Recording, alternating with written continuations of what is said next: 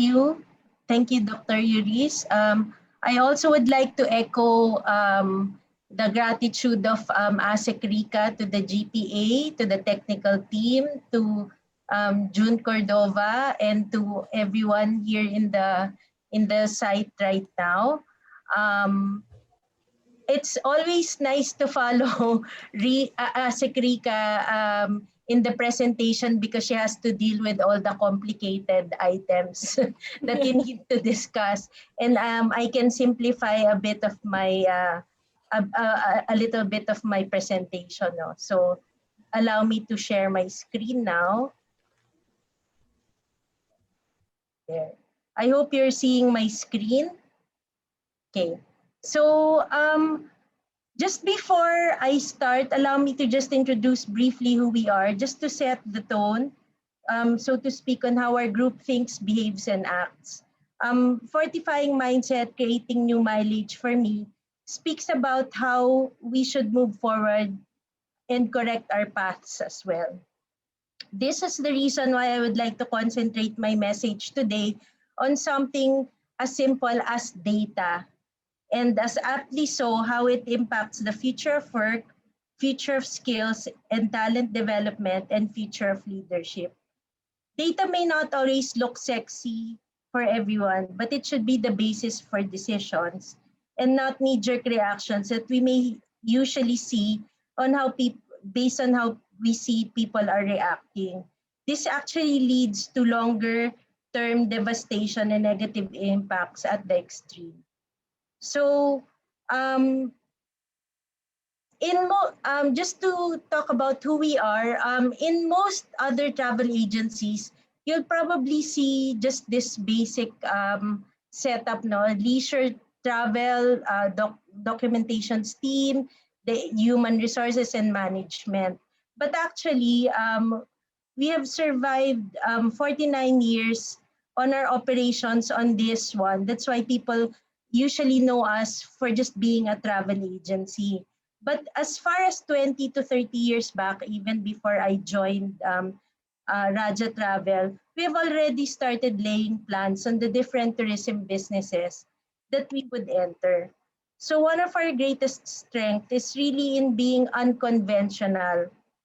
At this point in time, we do not have one direct competitor, but we have different competitors in each of our business lines. And about 25 years ago, we already knew that the agencies cannot merely survive just on ticketing and reservations alone. So that's the reason why we also offered our services on corporate program management, where we would be consultants to companies considering that travel and entertainment expense is the third or fourth largest expense in your income statement. We also knew that we would be able to distinguish our services for meetings and events by having a white label registration system or program that would be robust enough to do not just the front-end registration, but even table setups and breakout sessions. So what I'm trying to say is that we have been looking at different data and filling up the gaps in the different business lines that we have so that we can continue on. So this is the mindset that I want everyone to have, to make sure to always look at the gaps that are there. No? These alone are things that are not visible. However, these things alone are not that visible to the education system, where corporate travel is just is not so prevalent, no, in being offered. And as for the web that we offer, I think most of you think that these are just consumer web booking tools like Expedia, Travelocity, and so on, or Asia Travel or whatever. But there are different other sets of web booking tools which we use for our corporate clients. So I don't know if you ever heard of Get There, Concur, and all of those, but these are things that we offer. So when you talk about online booking, it doesn't only mean consumer online booking. It actually is just an enabling tool. So it's not about traditional travel agents versus online travel agents. That's not just that picture in itself. So we invested about, so since this is not prevalent to the education system, we spend about another 2 million pesos training each student to become near higher to the level that we want them to be, which means that we have to do additional training for them just to make sure that they will fit our type of business. And then we then go on to our other divisions where the tourism site management, we rely on expertise to manage small and medium-sized um, resort operations as well as museums, where we provide program management solutions to a more professional, to become more professional and moving them from a proprietary type of management. And we want to be able to put them in a more digitized platform and so on. So this is some of our advocacies, as well as our Tourism Knowledge Center, which is more for our linkage with the academe and the different research institutions, where we want to assist the move to more quality researches, where we try to consolidate data that exists in the different government agencies and become a secondary repository. This way, instead of spending 80% of one's time doing the research, we want them to spend 80% of the time analyzing the data. And while we have, and we also have our travel academy, even pre-COVID, but really sprung to life during the pandemic, as we wanted to ensure that the tourism students can still perform practicum through our remote practicum program. This is another way of looking at our services, just to show that we are not a travel agency in itself, but we are a travel corporation or an organization that handles the entire spectrum of travel. So how do we go from here? We want to be able to talk about the students, the academe, and everyone, that data is very important for us so that the decisions that we make are based on data. So it may seem that what I will discuss is very simple, and maybe it is, but sometimes we forget to reach it or even let our future tourism workforce gain these competence on how to become critical thinkers and analytical thinkers, because they are difficult skills to attain overnight. And in the industry, what I usually get are followers and not leaders, which we want to be able to develop more leaders in their own right. We spend a lot of time mentoring them on how to think and how to analyze, and this is our greatest challenge in the workplace. So the reason why I'm discussing this is because we really want to make sure that we are able to talk about things in a more intellectual manner in a way, but at the same time, it's practical. So if I know ASIC Rika has already shown you some of the data, but this will show you the movement of data. So in 2020, what the jobs that are already lost seems to be staggering at 142, which is 43% already of the workforce. And if there's no improvement in 2021, it can go as high as 174.4 million. But I will show you better figures later on. And so I will show you also that the travel and tourism GDP loss is already very big, and it's already at 43% as well. Global arrivals is currently down as mentioned, but it can be lower if things do not improve. However, what do we really see at this point in time? What we see is that the travel restrictions over time have already changed, no?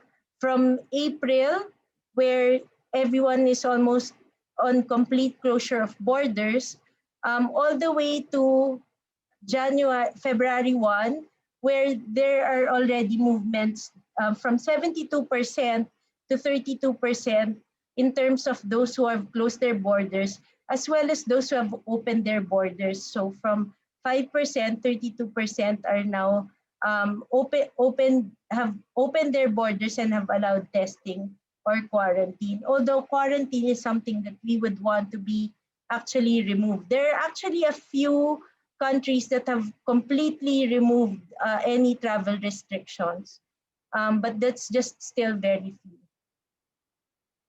And in terms of the regional breakdown of travel restrictions at this point in time, it's really Asia and the Pacific that has the closure of borders that are still at 65%.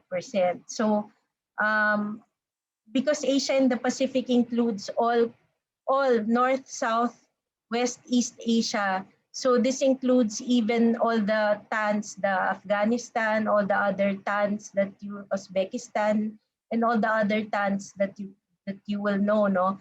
India is also here. So Asia and the Pacific is quite big in terms of a continent, but that's why also that the closure of borders is at 65%. So when I talk about data, I would ask certain questions for business direction. And in this instance, I want to be able to talk about, uh, uh, what can affect our business, because currently we are similar to the others where there have been job losses and we had to do furloughs as well.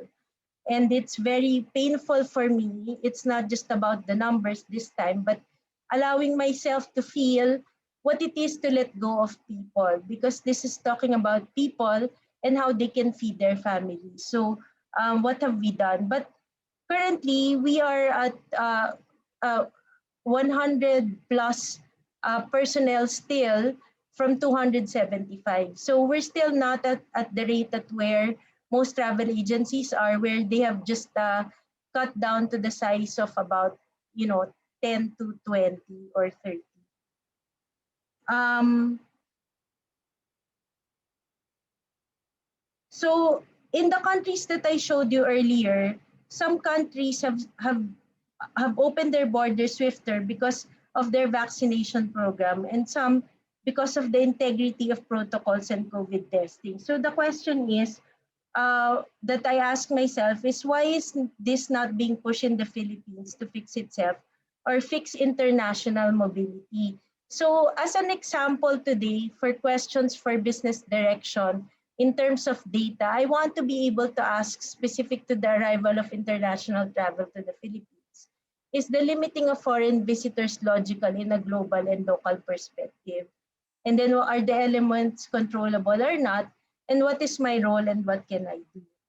So the reason why we need to ask this question is we need to be able to show you also if business should be able to continue in the tourism and hospitality. So what are the things that I ask myself that requires a lot of data? So these are just questions that I ask myself. Why is the Philippines limiting foreign travels coming from the same countries where Filipino returning from overseas are coming from? Is this correct? Does the COVID virus know how to look for foreigners instead of Filipinos? Or are there other issues? So I have to be able to prompt myself. This is the reason why we feel that critical thinking and analytical thinking is very important, because do we just accept what we are hearing or should we look deeper? And is there data to back this up? And also, is it because can we also check if the rooms for quarantine are sufficient? Is that why the number of tourists or the number of seats coming in are also limited for airlines? Are 3,000 arrive? If there are 3,000 arrivals and there are only 3,000 rooms available, and if each passenger stays for 5 nights, that already means that there will be no rooms available for 15,000 passengers for the succeeding 5 days of arrival. As I said, data may not be sexy, but it asks the hard questions. Also, is zero risk an attainable goal for the Philippines, or is it mitigating the risk to a certain level the better option? Also, because quarantine is being insisted on all passengers, when the risk we take per flight is possibly just 10%, uh, is this necessary in terms of doing quarantine, or is testing enough? Is it correct to ban travelers from arriving based on country, or should it be based on individual travelers displaying the symptoms? Is there proof that banning of countries makes a difference? Were there numbers of cases arriving from a certain destination more than that of another destination? Is there also a reason behind the PCR testing, considering that vaccination that PCR testing costs more than vaccination? That's another one. Has anyone read the Aviation Public Health Initiative as a study of Harvard to complete, the study on what are the protocols being implemented?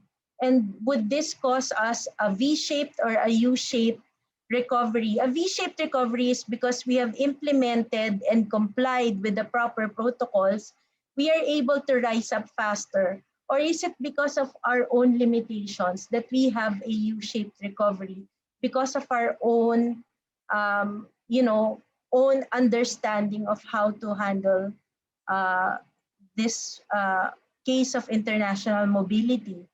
Why do we talk about international mobility? It's because it will affect the business, our business, as well as the business in other countries.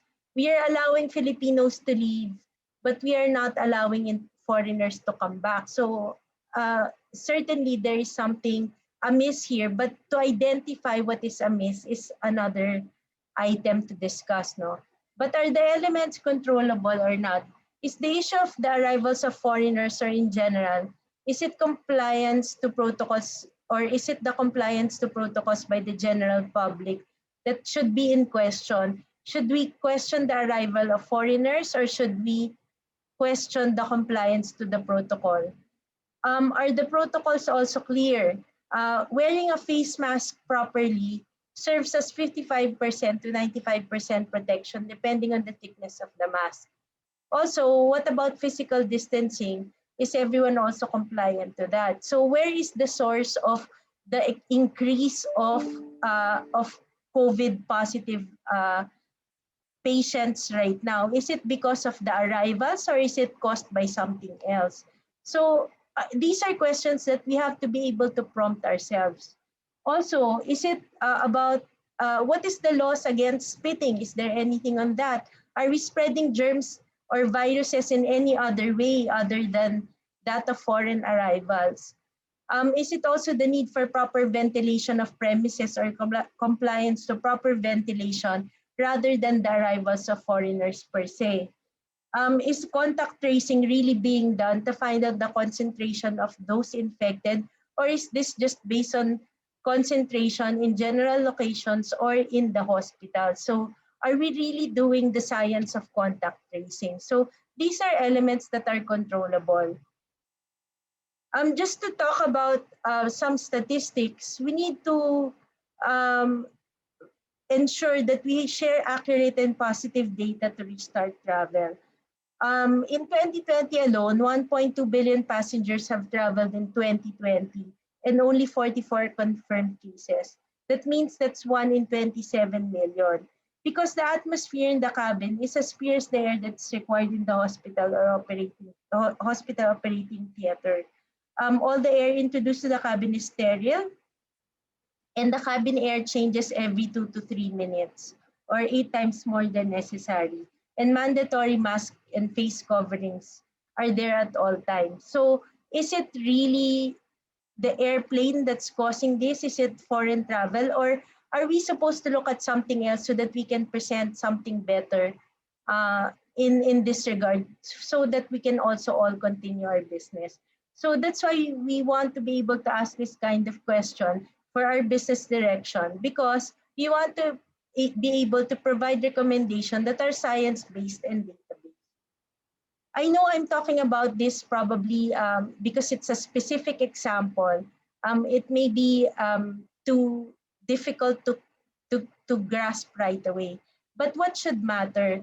When we talk about what should matter, we should be able to discuss impactful examples, just like what I showed you, to show how we can rely on not just one set of statistics, but rather to use a combination of statistics, and to use statistics or data in a more relational manner, not just looking at data at one point in time.